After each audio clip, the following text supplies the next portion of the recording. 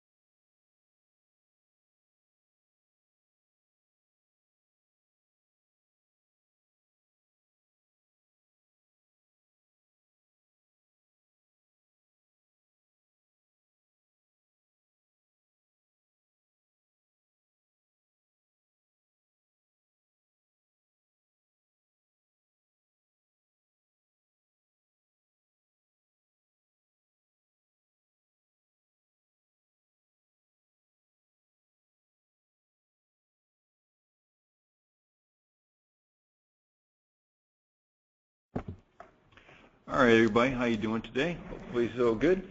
It looks like we got about 34 people with us today. All right, so again, my name is Craig Frizzell. I'm one of the senior investigators here. And I'm going to go over my top 5 queries, and I'll let Paul do his top 5, giving us a total of 10. Now, just I'll give you a little insight there. Not all of these queries will work at every location, but keep in mind that some of the queries may be turned off or only done by management. But this is what we kind of use because of the numerous locations that we review each week. Now, the first thing you want to do is when you're running these queries is think about how would you get money out of the register and into your pockets or hands. You know, think of like 3 different ways that you can think of to steal, and then use that to start your investigations. Once you're done with those 3, start broadcast.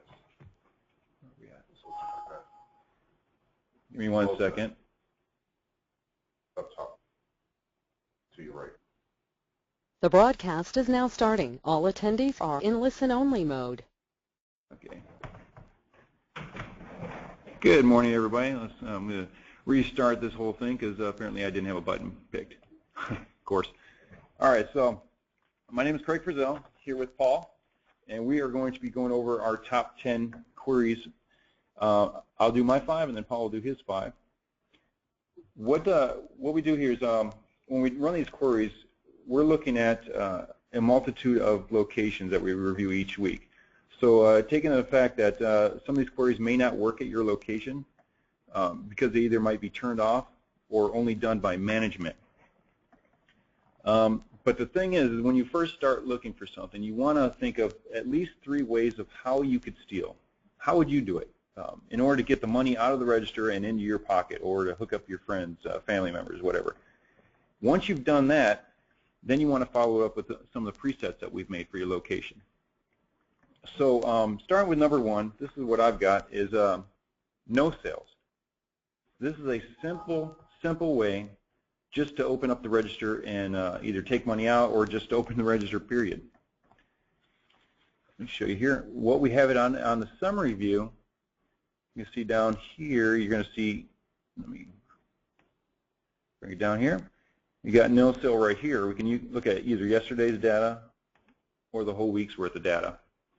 So while this is loading up, like I say, a normal check will look like, for example, if somebody wanted to conduct a no sale for legitimate reasons, they would probably do it at the beginning, at the end of their break, before breaks, lunches, starting of their shift, ending of their shift. And this is a good way, and one of the many ways that they would do this to put their register drawer in or take it out for the end of the shift, like I was telling you. We also see this when customers need change.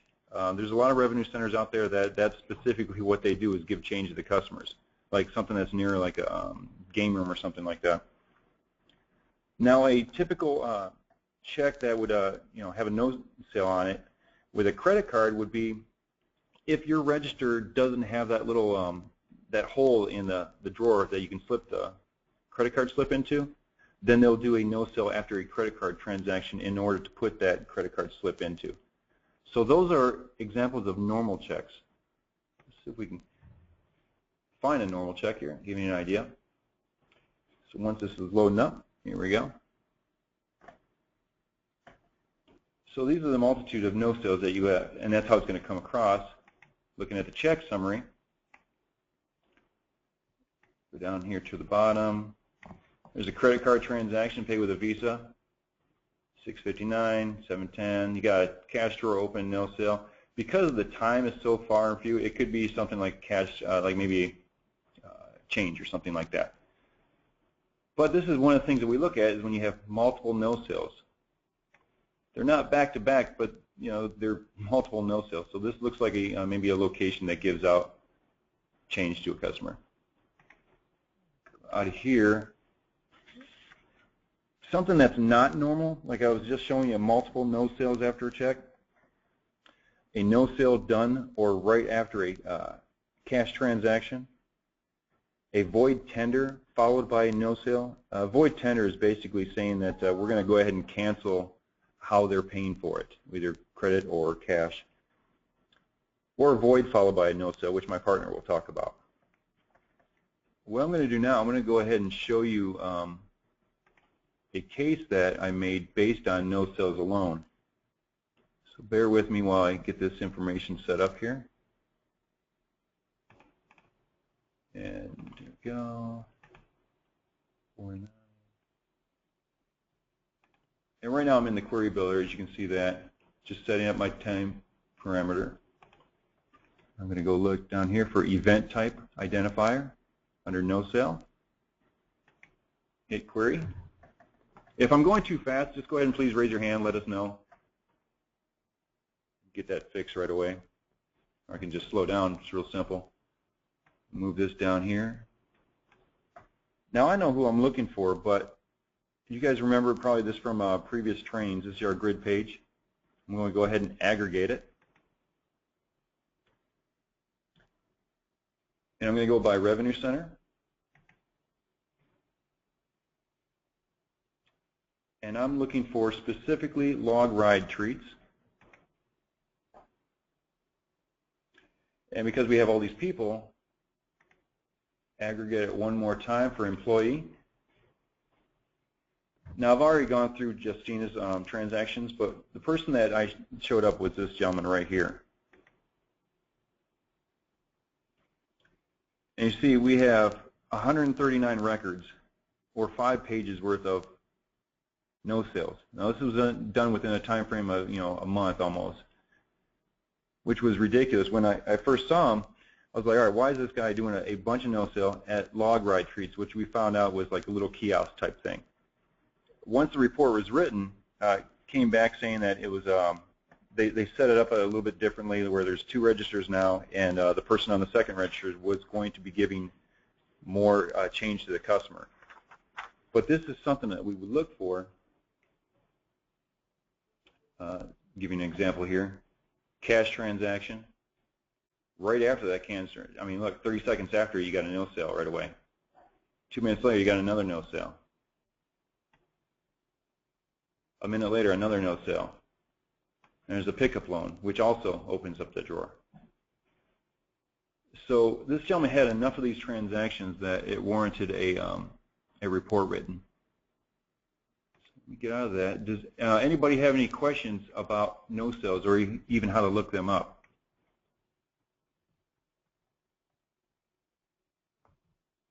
And just to let you know, they are also located on the summary page, as well as the query builder under event type. Okay, so no questions. So my second query that I use is the void, or menu item void, or void line item, however you want to get to it. Let me show you the different options that you got. Okay, on the summary page, you are going to have void line item. Query Builder, under Event Type Identifier, you will have menu item voided. Or what you can do, basic data, and type in the word void. What I'll show you is it's going to bring up the same results at each location. While that one's loading up, let's go back and get this other one. Oh, last 7 days, query. Get this one going. And we'll just do yesterday's data for void line item. Okay, so this is void line item. This is menu item void, I believe. Yep, menu item void. And this one is going to be void. The main difference is really how it's over here, how it shows up. Custom query. You still at menu item void, void. Void item is going to be the exact same as the second one, which was the menu item void. So now let me show you a case that we found based on voids.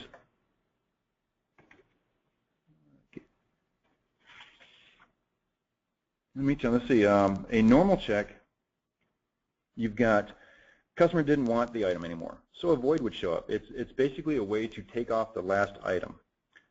Sometimes price checks are done this way, in which the item would be rung up, followed by multiple voids, and then ended with a transaction cancel. Another option is when you'll see a normal check with the supervisor comes around and conducts voids. So during a certain period of the day, you'll see a bunch of voids being taken care of. And that's usually because the employee didn't have the option to conduct a transaction cancel or void out the items. And then the supervisor will come back around and go ahead and take care of that. Something that's not normal is going to be a way to manipulate this is by taking care of family members, friends, just plain cashing out the check and taking money. Similar items being voided off, or the same item being voided off. And what you'd be looking for is something that's just literally back-to-back, or maybe when the supervisor is not around, all of a sudden there's a bunch of voids. So let's go show you another case. Oops, back to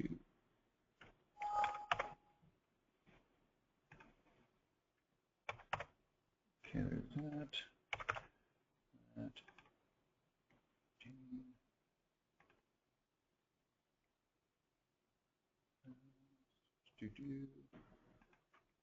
We had some music playing. Okay, so there's that, and we're going to use the menu item void. We've got our date set up, our item that we're going to be looking for. So while this is loading up, it's pulling all the data from that specific time range. Now, I could go ahead and do the aggregate, but I want to show you a different way. I know the person that I'm looking for, and if you did know the person that you're looking for, you could simply type it right above the employee name. And they'll get rid of everyone else and pull up that specific person. And you can see this person has 99 records. Within, 5 days, they did a lot of voids. So let's look at a couple of his. And the black flag, if you remember before, is just showing that somebody reviewed that. So we have a begin check, souvenir refill, wrist refill. And this is, I'm not sure if you guys have this at your location, but it's basically they come in every, I think it's every hour or every other hour, something like that. They're able to get a free drink. But what happens is they menu item void and transaction cancel. What we determined was this was a simple way of them not doing the proper procedure. The way it should come out is souvenir refill, refill, cash tender of 0, and that would be it, and close of transaction. This is basically a lazy way of doing this, but what it comes down to is just not following proper procedure. And because it menu item voids and then transaction cancel, this actually affects inventory. So this is just, the system can be used for policy procedures, training issues, or finding theft in general. In this case, it was a policy procedure issue. Any questions on the voids at all?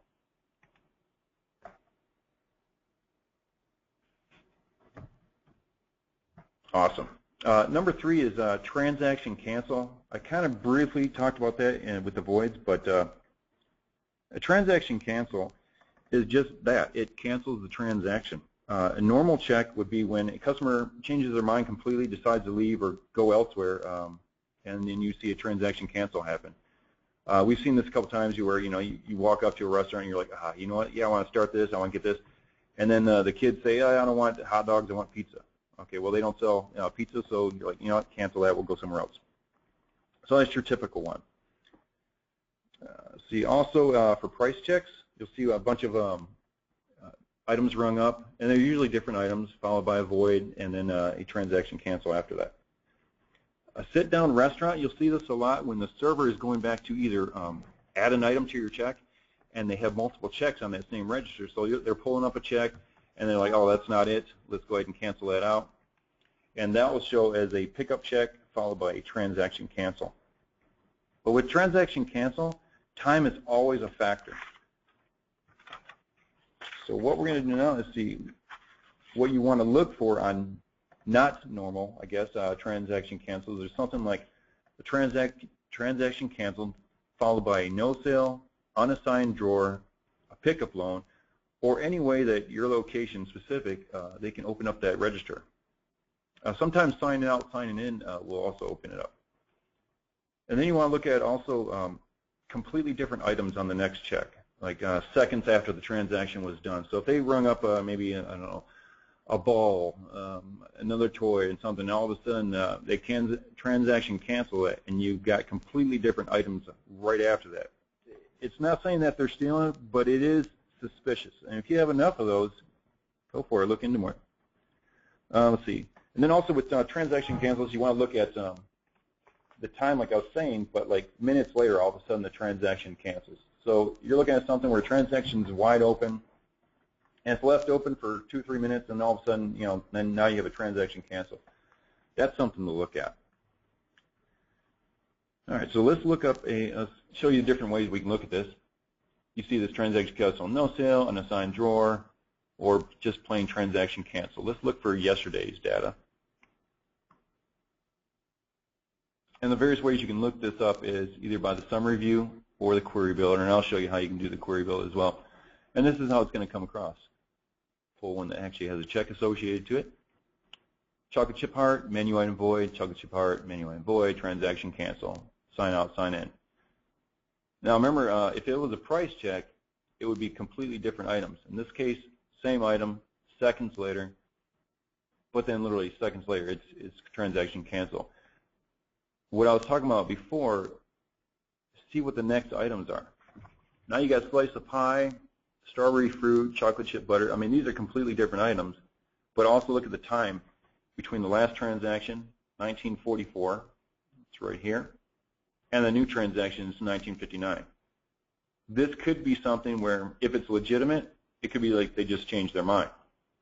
If it's suspicious, you'd want to look at how many checks that this person had, this Cheryl, and then just go off of that.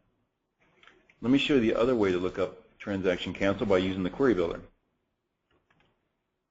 Go down to first of all, you want to get your date. You always set your date, event type identifier, down to transaction cancel, and hit query. With that, does we have any questions at all for transaction cancel?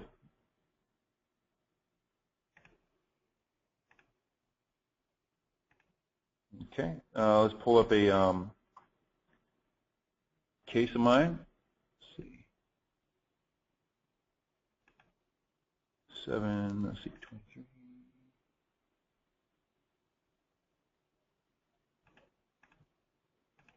That. And 7:30.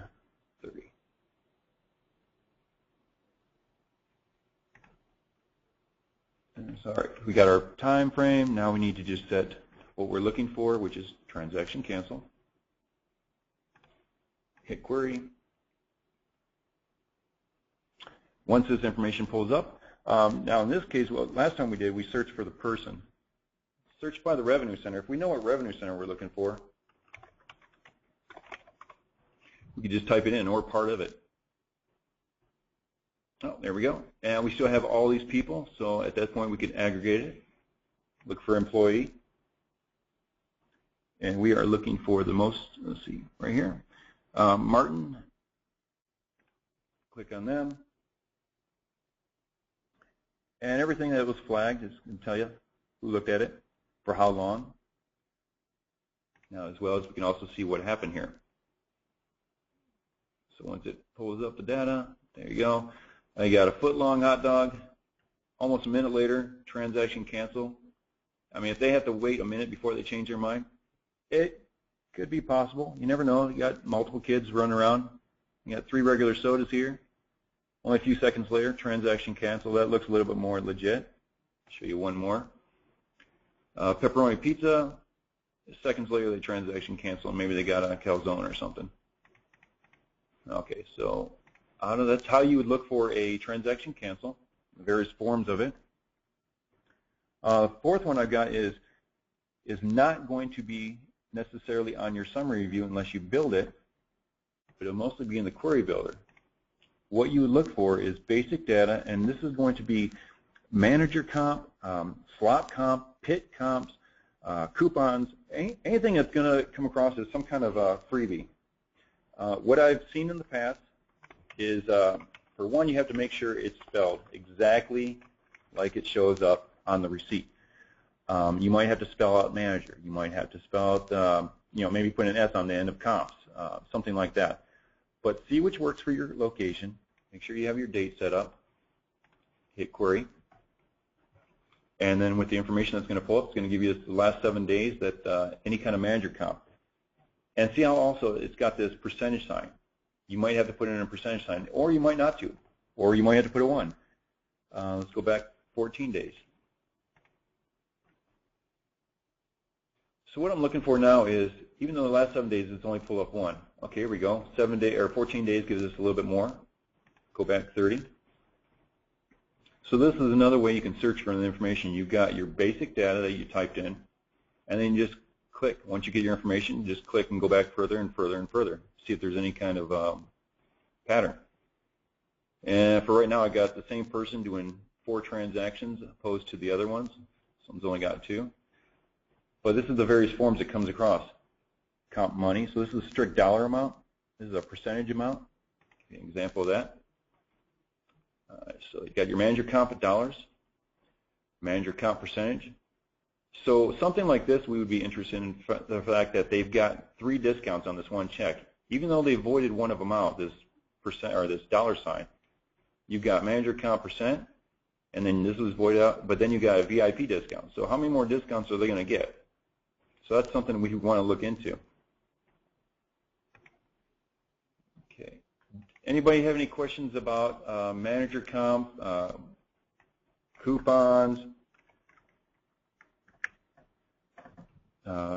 What is it? Pit comps, slot comps, anything like that? Okay. But make sure that no matter how you put it in here, it's got to be exactly how it shows up on the receipt. I mean, it might literally even show up like that for coupon. Okay, my last one is going to be checks open over an hour. This one you'll mainly see on the summary view. Let's see where we go. Here we go. Checks open over 1 hour. I'm going to go ahead and use yesterday's data. A normal check, you see this in like a sit-down type of restaurant. Anything that's not normal, you're going to find this where you're going to find some of these checks that have never closed out. And that's why they'll show up on the checks open over 1 hour. So you'll have a begin check, but when you look at the check summary, there'll be no close check. Those are very interesting because you're like finding out at what's going on with that check. Some of the times that will happen is where they'll actually pick up the check later on that night and start voiding off items that were on that check. Let's see. Some of the places you should not see checks open over 1 hour are like Cinnabon, Starbucks, Dippin' Dots, kiosk, or any type of fast food location. All right, so we got these open. Let's see. Just kind of open some of these up and see what we got here. Okay, this is going to be at Amberways. This is a sit-down restaurant. So it started at 7:57 p.m. Goes down to 9:33. Paid Visa. Charge tip. Everything looks pretty normal. Let's find out maybe a location that shouldn't have. Let me move this out of the way so everybody can see this. Okay, log ride mix it up. That doesn't sound like a sit-down restaurant, so let's see who's going on that. Okay, Jamie Johnson, he's got 2 of these things. Let's look at these checks. All right, starts at 12:04 and ends at 6:19. Okay, that's just weird in its first place. For one, they're just getting a half-yard refill, so it's probably one of those slushy drinks. Signs in, picks up check, authorized keyboard. An authorized change keyboard is when a supervisor comes by and basically logs in with their system or their swipe card, and they do something. And all it says is it's authorized that that person can now use the keyboard. The fact that there's a $0 amount, this is something that we'd want to look into, and that's why I'm going to put this aside and watch it. Let's look at this other transaction that happened prior to the 65. Get out of that. Same item. Pick up check. Again, authorized keyboard change 000. Putting these side to side, you see. And also you can find out kind of what happened prior.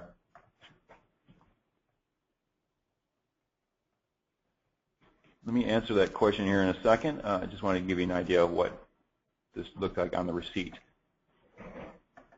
Okay, so the question comes across as, is there a way to identify how long a cash drawer has been open? Are you talking about like a specific time frame, like 30 seconds, 40 seconds, 40 minutes, anything like that? If that's the case, probably want to get with us, and we probably set something up for a specific time frame. Like we did, we were able to build a query that that said checks open between 2 hours and after 2 hours and before 5 hours. But you're looking for the cash drawer itself. We also have, let's see, where's that here? Here we go. Drawer open over 30 seconds, 60 seconds, 2 minutes, 3 minutes. And these are specific queries that we can build for you if you need that. So if that's something you're looking for, you can just email us right after this. My email is craig.frizzell, and Frizzell at eConnect.tv, and we can get that set up for you. Did that answer your question? Awesome. Other than that, I'm going to go ahead and pass this over to Paul. Before I do, if there's anything that you missed on today's webinar, or if you want to look at some more training, if you go to eConnectGlobal.com under Knowledge and click on Training Center, the password is lowercase training, and I'll pull up any kind of future webinars as well as any of the old webinars. And today's webinar should be posted, I'd say, the latest by tomorrow. All right, so here's Paul. Thank you very much.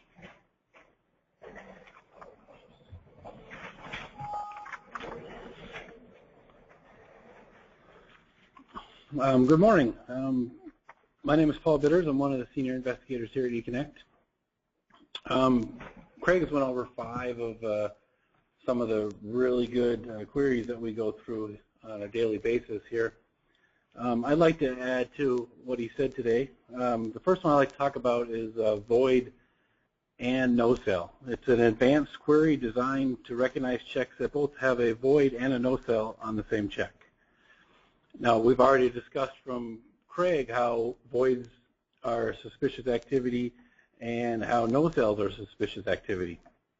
Now, obviously, if we can get both of these on the same check, it increases the chance that this check might be something to be concerned about or something to be worried about. That being said, there are times when you would see a void and a no-sell on the same check and it not be a problem. For example, if someone rings up an item and they pay for it with a credit card, there are times in some people's locations or revenue centers where they're going to go ahead and let the cashier use a no-sell to pop the drawer in order to put a credit card receipt into the drawer. If that happens, then it's not quite as suspicious. But everyone knows their revenue centers just a little bit more than we do looking at it from a outside looking in. But if we are going to look for voids and no-sells, if you don't have void plus no-sell on your summary view, that's another one, like I said, it's an advanced query. So if it's something that you'd like, please let us know and we can set that up for you. But if we click on the void no-sell, and we can already see on this day, there's a ton of them.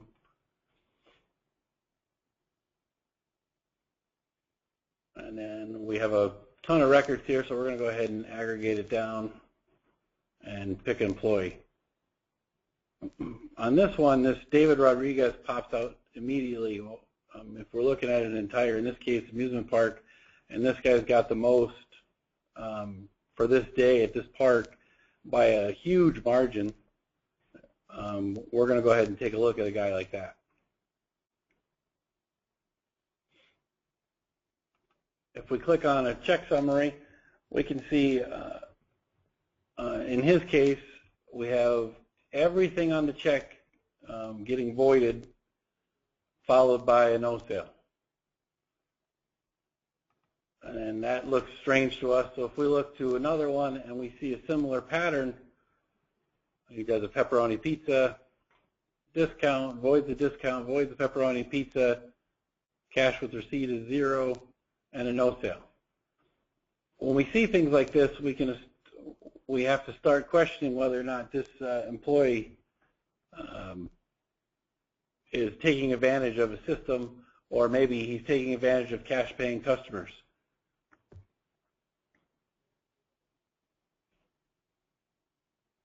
Do we have any other questions about voids and no-sells?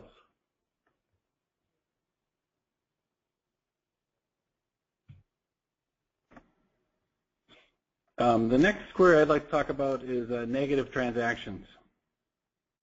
We all know that negative transactions are a normal part of the point-of-sale process, especially when we're talking about merchandise revenue centers.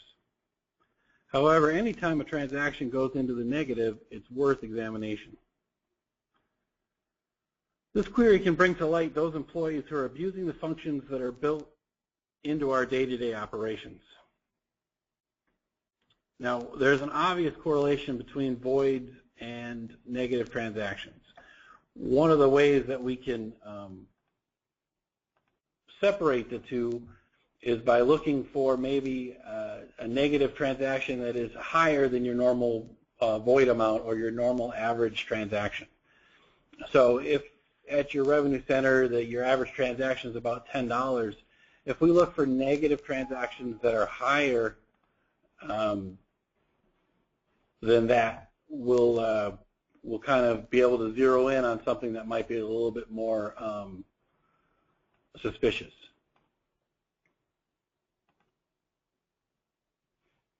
So here we're looking at negative transactions for the past 7 days.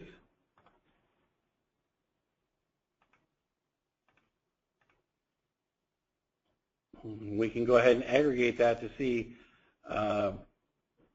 whether or not there's something. In this case, I'm going to go for, this is an amusement park, so your average transaction is around $10. I'm going to go to negative $15 and try to see if we get some numbers that are a little bit more suspicious to look at or have a greater impact. Right away, we can see a $257 one here.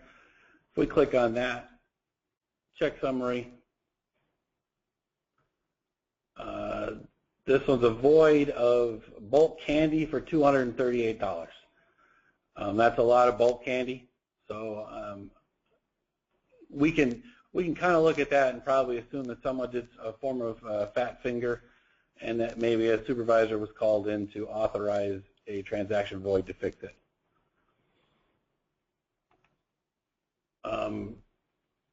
If we move on, we can see this was one I looked at this morning when I was reviewing, and I came across this employee.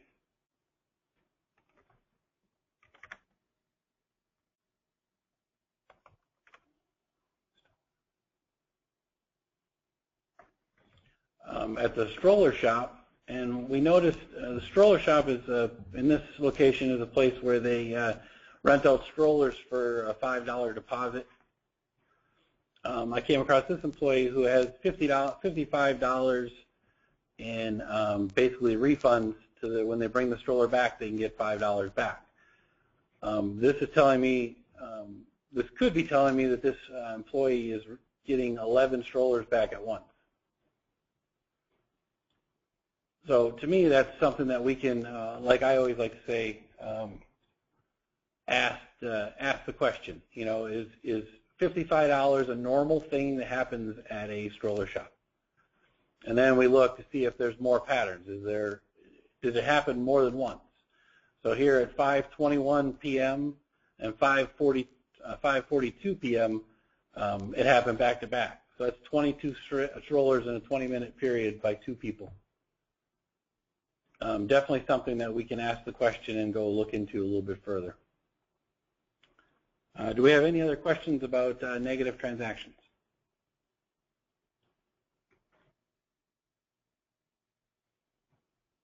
All right, moving on, we're going to go ahead and look at our next one, which is discounts.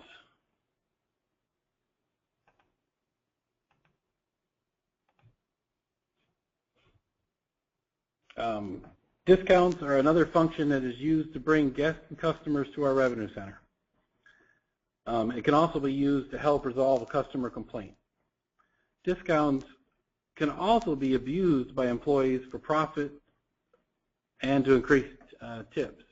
We've all had seen employees who, in a way of their customer service, they're might give a discount on a drink or remind a customer of a special promo that's not available, and then that customer will give them an increased tip based on the extra service that they were provided.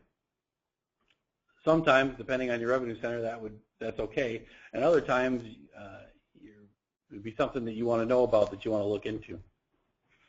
So if we click on discounts,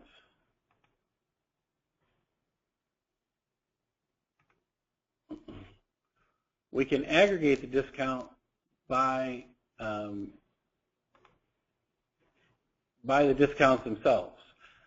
So now we're looking at it and we can see that there are many discounts that we can have at any given place. Now this is an amusement park, so we have season passes, we have the wrist refills that Craig was mentioning, we have AAA discounts, employee discounts, and so on. So, depending on which one, means a little bit more to your individual revenue center, it can be something to look at. One I like to look at is employee discount. Now, obviously, if you're allowed to have employee discounts, you could have a ton of them. But if we can aggregate to see who's doing the most,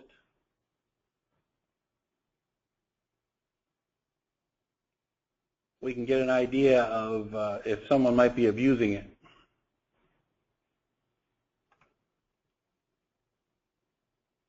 If we look at this employee, Amber Waves is a restaurant in a hotel.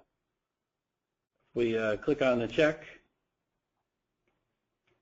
see if there's anything suspicious going on. That looks like a regular stuff, ordering steaks, and that's all fairly normal. Charge tip, that's normal. Employee discount. Well, here's already, it's not the discount, but I see I got one charge tip and then I got another charge tip. And what's interesting about that is the 2 charge tips, about $15 worth, is fairly close to what the employee discount was of $14. Now that's not necessarily weird. There's times when you can get an employee discount and then maybe you're going to tip it back to the waitress because it didn't affect you all that much. But I thought that was interesting in this case because you could also have a cashier who is applying an employee discount in order to make a tip. And then that makes this check all the more curious because now we have a room charge. So now we have an employee staying at the hotel, allegedly, and getting a discount and then charging it to the room. So this check just looks suspicious to me because the charge tip and the discount rate are similar, and then it's being charged to a room for an employee. Any questions about discounts?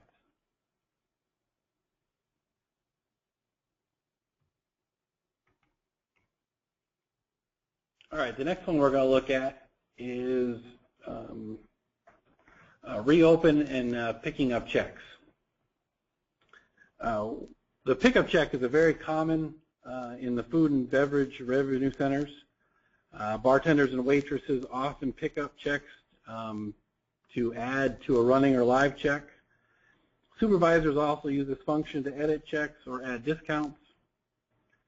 But in our experience, we find that the ability to reopen a check is not limited to restaurants or just supervisors. A lot of the past cases that we've talked about, Craig and I today, have involved the ability to reopen a check and make alterations so that cash becomes available to steal. This is a good query where we can get to the heart of the issue and examine who might be abusing the ability to pick up a check. If we go to our summary view,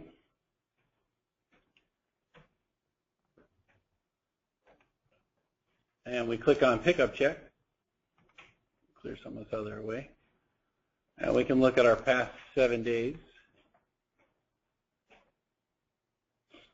Now, we're going to have a ton of pickup checks because every location is going to have, every restaurant is going to have a pickup check. So we're going to go ahead and aggregate, and we're going to do it by revenue center.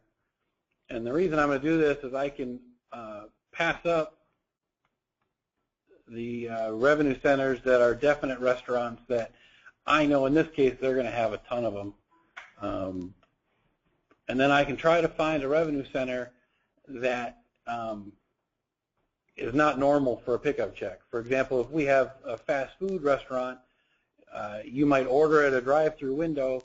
They may pick up the check when you pay, but if they pick up the check any more than that one time, then that's a suspicious transaction because there's no real reason for a fast food restaurant to pick up a check 4 times or an hour later. But we're going to go ahead and pick on this candy store. And basically because I would assume you're going to walk up to the counter, you're going to buy a piece of candy or some bulk candy, you're going to pay for it, and then you're going to walk away. So I don't see a reason to pick up a check more than once. If we click on this check summary, we can see that this one is interesting because the check was picked up or split off of another check. It was cash tendered to zero, and that's the whole encompass of the check. If we click on another check summary, we can see we have a similar transaction. In this case, it could be a supervisor who is it's their responsibility, or an auditor whose responsibility to go through and close checks that are open. This could be the case, but it is, like I said before, one of those where it's enough to ask the question. Why do we have an open check that has zero due and no transactions to it?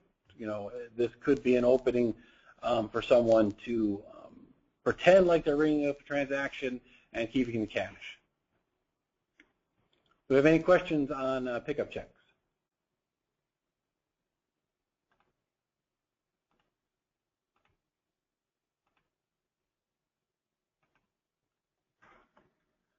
All right, the last one I wanted to look at today is one that we use quite a bit here at eConnect.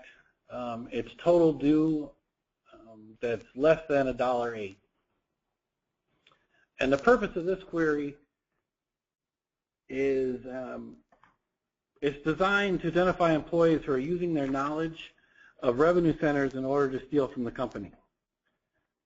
For example, we've had many cases where customers can order an item like a hamburger and begins to produce cash to pay for that item. The cashier then voids out the hamburger and rings up an inexpensive item on the menu like a side of cheese.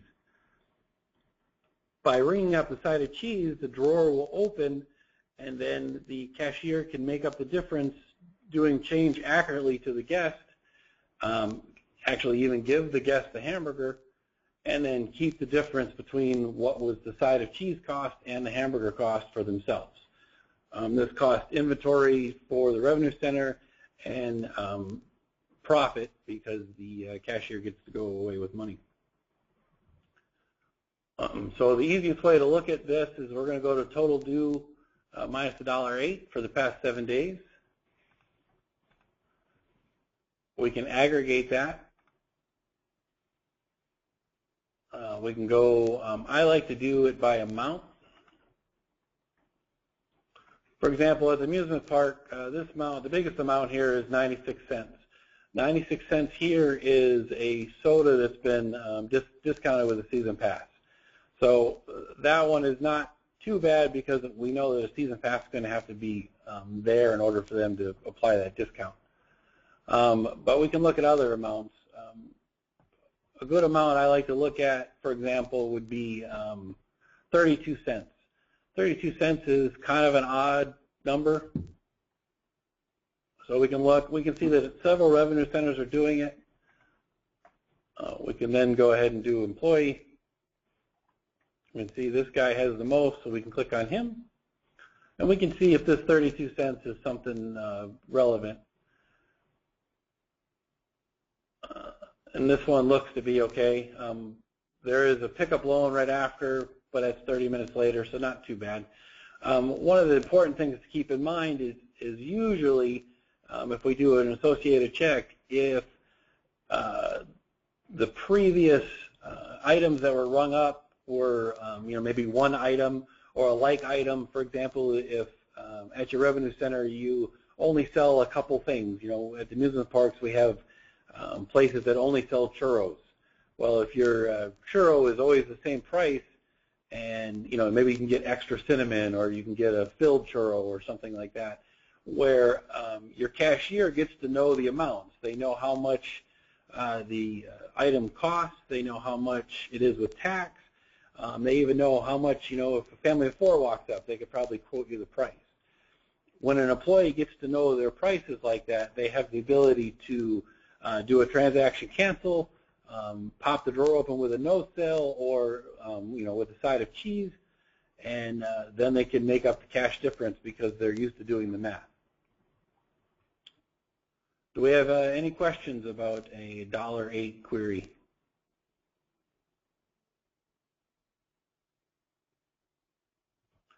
And I will also leave it open if we want to ask any questions about the 10 queries that we've done so far today, or if there's a query that we have that you're interested, that you have seen on other webinars that you might not quite understand how it works or how to go about taking advantage of it.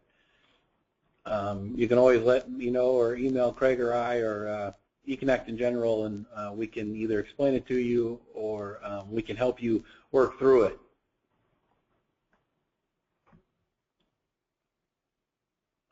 If there is no questions, that's going to conclude our webinar for today. We are going to put up a poll question. We'd appreciate that if you take a minute before you exit the webinar and answer it for us.